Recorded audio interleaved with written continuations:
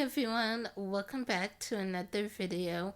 If you're new here, I'm Vanessa and I make lots of bookish and writing related content. So if that's something you're into, stick around and don't forget to hit that subscribe button. So last month I did a video on the do's and don'ts of writing characters with disabilities. I'll leave that video link down in the description below if you want to check it out. I've gotten some really positive feedback from some of you, and several of you have said you would love to see a part 2 to this. So this is the do's and don'ts of writing characters with disabilities, part 2. Number 1, do learn to become aware of your own biases and assumptions. What do I mean by this? We all have biases, it's human nature, and we tend to make some assumptions based on those biases. Have you ever tried to offer help to a disabled person without even asking if they need help? Whether you realize it or not, you're probably making the assumption that people with disabilities are less capable of doing certain tasks than others. And that's simply not the case for everyone. So learn to become aware of your own biases and assumptions. This will require you to do some actual introspection and actually talk to people within the disability community. But the more you do this, the less it'll creep into your own writing. Now here's a don't. Don't make the character's life all about their disability. Disability may be a part of our identity, but it is not the only thing to us. We have hobbies and things we enjoy or are passionate about. Obviously, if you've been on my channel before, you know that I'm a writer and also a self-proclaimed book addict. But I'm also a Libra, and we love visually pleasing stimuli. So I love things like interior design and fashion design. When I was a kid, I wanted like a million different careers, 2 of which were interior designer or fashion designer. So explore your characters' interests and passions. Give them hobbies. Don't just make their life about their disability. Going along with this, also do not overemphasize their disability. If your character uses a wheelchair and you describe them and their wheelchair in the beginning of your story, then that's fine. But every time your character comes onto the page, you don't need to be like, and they rolled their wheelchair into the kitchen, or they rode their chair outside to the park. Just say they went into the kitchen or they went out to the park. Your readers will know they use a wheelchair to get around, so you don't need to mention it every single time. Another do is do recognize the intersectionality between disability and other groups and how that may impact the individual. For example, I'm a disabled Black woman, but I experience more discrimination based on my disability than for the fact that I'm Black or a woman. I know other people with disabilities who have said the same. Some have experienced ableism more than they experience homophobia or sexism. Now, I'm not saying this is the case for every single person with a disability, which is why, again, you need to do your research and talk to people within the community. But this does seem like kind of a common thing within the community. Now, while we're on the topic of ableism, another thing to watch out for is internalized ableism. This could be things like your character thinking they're not worthy of love or intimacy, or feeling like they're nothing but a burden on family members and others, or comparing themselves to their able-bodied peers and feeling like they're just not enough. Now, I'm not saying your character can't have these thoughts or feelings. It is a real experience for some within the disability community. But what I am saying is I would have other characters here that challenge these thoughts and feelings within your character. The main thing is you don't want to leave your readers with the impression that this is something that is okay. Ableism, whether internal or external, is never okay or healthy for anyone. And your characters don't even have to challenge them outwardly or say, you shouldn't think this way, this is wrong. It can be way more simple than that and done with action. For example, I've had times in my life when I felt like I was a burden to others. One way this was challenged was when one of my aunts from New York came to Arizona to visit our family. She was on vacation here in Arizona. She was a guest in our house and had absolutely no obligations at all to help with my daily care. But she did it anyway because she loves me and she wanted to help. She never once saw it as a burden.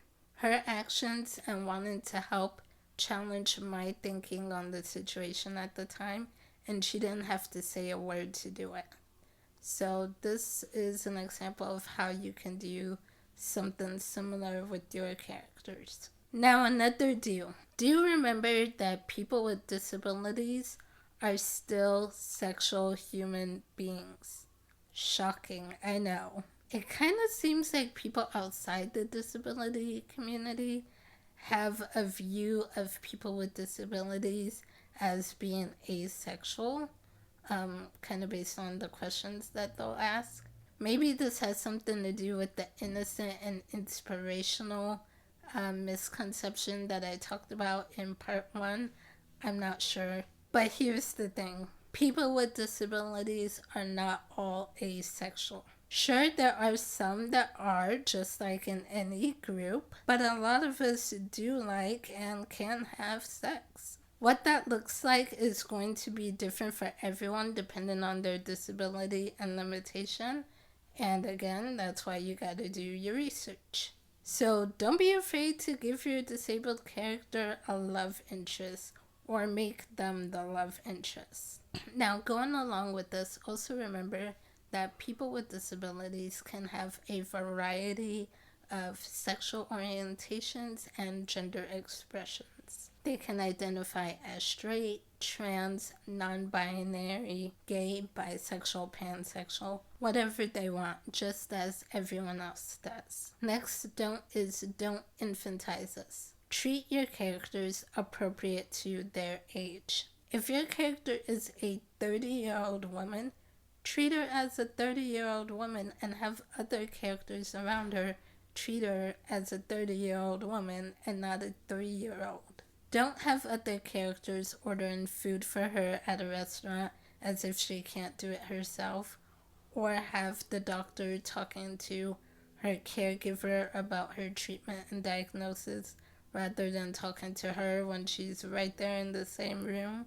That's disrespectful and treats your character as a child rather than the adult they are. So don't do this. And the last tip on the list is don't imply normality. What I mean by this is don't imply that able-bodied people are normal and disabled people are abnormal or broken or whatever. According to the CDC website, 61 million adults, that's 26% of adults living in the United States, have a disability. Disabilities are more normal than people realize, so don't imply that it's not. And I know I said that was the last tip, but I just thought of one more. And so this last one, bonus tip for you guys, is do remember that there's no one way to look disabled. Sometimes people will say to someone, oh, but you don't look disabled, because they're not using a wheelchair or a walker or any mobility device or anything. They may look able-bodied, but maybe they have a cognitive disability, or a sensory disability. Some disabilities are invisible until you meet the person and you get to know them. My younger brother has autism. When you first see him, he looks like someone who would be able-bodied, and then once you get to know him and be around him after a while, you can see he has autism. So not every disability is apparent right off the bat, so just be aware of that. So those are all the tips that I have for you guys today. if you're a writer and you are writing a disabled character or other diverse characters and you would like to get a diversity reader to help you out and give you input, check out my website. I will leave it linked in the description below. I offer diversity reading services, and I also have a directory on my website of other freelance diversity readers. So if I'm not exactly the right fit, maybe one of the readers on my directory will be. For more writerly resources or to get sneak peeks into my current work and projects, make sure to sign up for my newsletter, also linked down below, so you can get access to my members only section of my website. That's it for now. Let me know in the comments below if you found this video helpful and what was the most interesting tip you learned in this video. Share that in the comments below. If you like this video, don't forget to give it a thumbs up and hit that subscribe button if you haven't already. I post new videos every other Thursday, so I will see you guys soon. Bye!